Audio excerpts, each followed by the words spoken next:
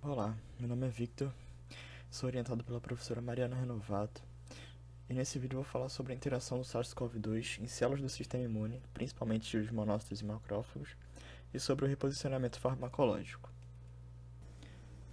Então, essa é a representação do novo coronavírus que a gente está acostumado a ver.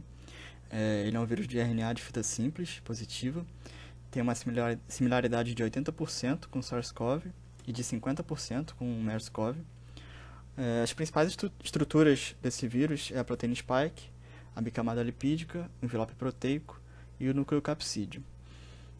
A proteína spike se liga com a enzima conversora de angiotensina 2, que é a ACE2. E esse receptor pode ser encontrado em células epiteliais dos vasos sanguíneos, células epiteliais do pulmão, do intestino, do coração, dos rins, e também pode invadir o sistema nervoso por meio de nervos periféricos.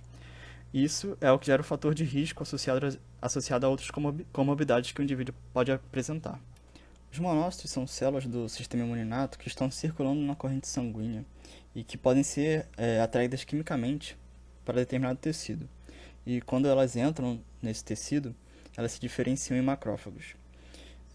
Essas células atuam principalmente fagocitando células e corpos estranhos ao organismo, liberando citocinas para a resolução de infecções e danos locais e participa da apresentação de antígenos para o sistema imune adaptativo. Certos tipos de macrófagos e monócitos expressam a ACE2, que o vírus usa para invadir a célula.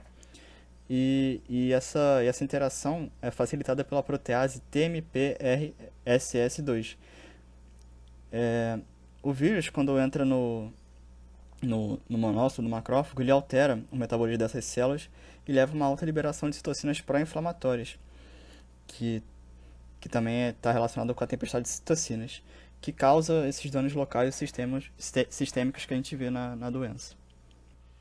Essa imagem mostra a entrada do vírus em um macrófago por meio da ligação da proteína spike do vírus com a ACE2 com auxílio da protease TMPRSS2. E aqui o vírus está entrando, ele vai virar um endossoma com o vírus dentro da célula. E essa interação do vírus com a célula que vai desencadear várias vias de ativação, várias cascatas, que vão compor a resposta imune da célula do macrófago. Essa imagem tem bastante informação, eu vou deixar ela aqui e também vou deixar a legenda no próximo slide para vocês verem com calma e verem todas essas vias.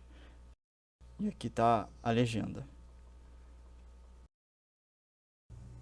Agora voltando para essa imagem novamente, as células do sistema imune, no nosso caso o macrófago, elas são capazes de detectar moléculas virais dentro e fora da célula.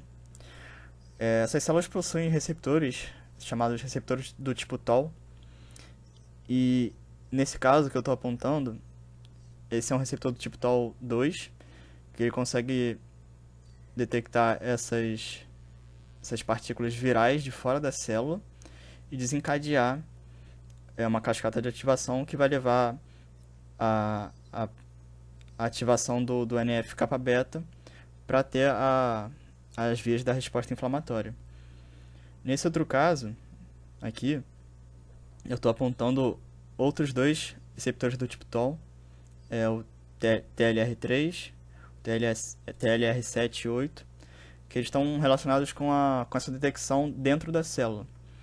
Eles reconhecem o material viral dentro da célula, dentro desses endossomas, e também vão desencadear essa resposta inflamatória.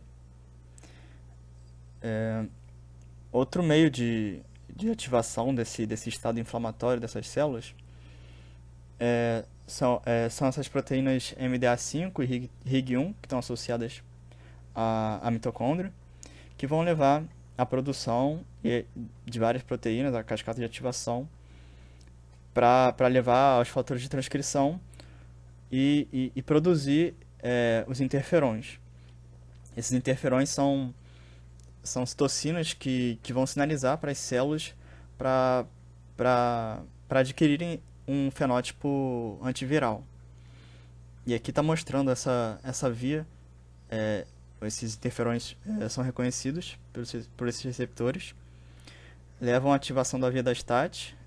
A STAT1 e a STAT2 sofrem um processo de heterodimerização é, e, e levam à produção desses fatores são mediadores antivirais.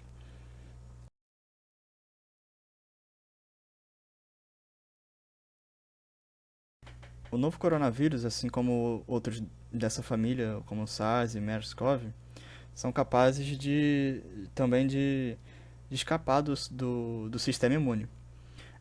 Aqui na imagem ele mostra algumas proteínas que o vírus produz que inibe a ativação, a ação dessas citocinas, né, dos interferons, assim como na via da STAT, ele suprime a via da STAT, e também nesse outro exemplo aqui, dessas vias que vão ativar os fatores de transcrição para levar a resposta do sistema imune e desencadear a resposta inflamatória.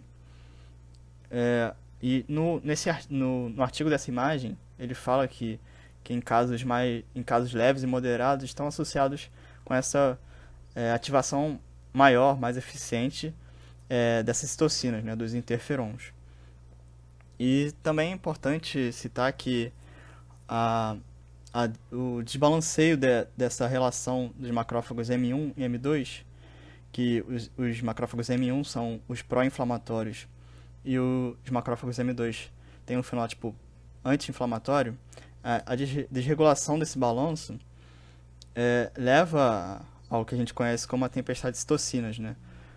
E, esse processo está relacionado em casos mais graves, tem uma grande concentração desses macrófagos M1 que levam a esse processo da tempestade de citocinas.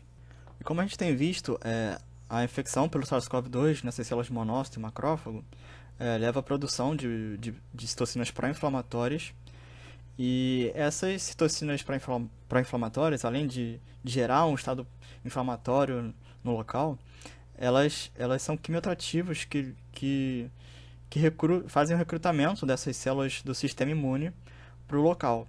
Então, cada vez mais células do sistema imune vão chegando no local e também cada vez mais citocinas pró-inflamatórias são produzidas. Então, isso resulta na tempestade de citocinas que leva a esse processo inflamatório sistêmico, podendo levar a danos ao tecido, aos órgãos e possivelmente à morte do indivíduo. Agora, nessa imagem, ela mostra alvos para intervenção terapêutica. A partir do conhecimento do ciclo de vida do vírus na célula hospedeira e de determinados fármacos, de como eles atuam nessas células, é possível propor possíveis tratamentos para uma nova doença. E esse processo é chamado reposicionamento farmacológico.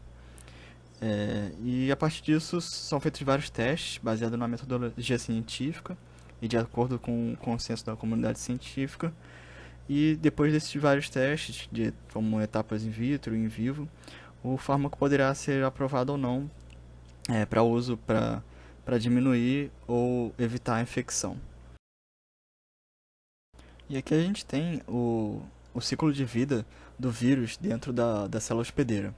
Ele representa aqui a entrada do vírus por endocitose e a liberação do seu material genético dentro da célula. Aqui também por fusão de membranas.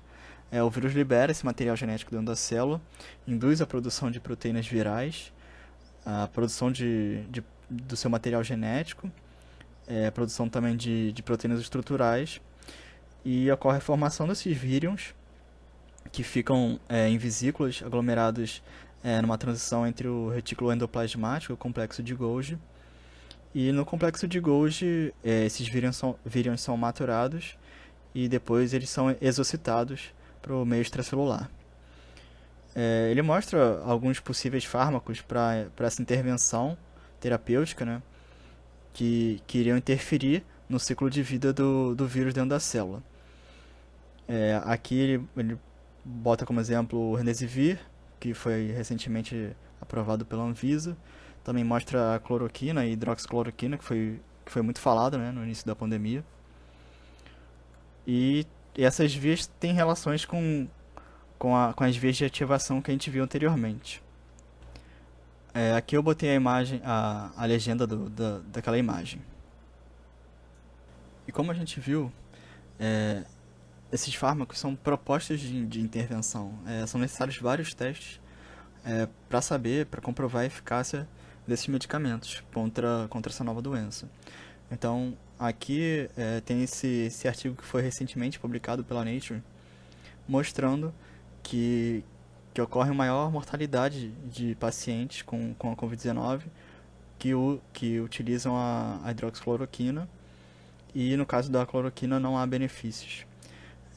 Nesse outro caso, essa empresa, essa farmacêutica, é a maior vendedora desse fármaco, da ivermectina, e ela fala que não tem evidências clínicas que comprovem a eficácia desse fármaco para a Covid-19. Então, por isso é importante a metodologia científica para comprovar ou não a eficácia desses medicamentos. E aqui são as referências que foram usadas. Obrigado pela atenção e se cuidem.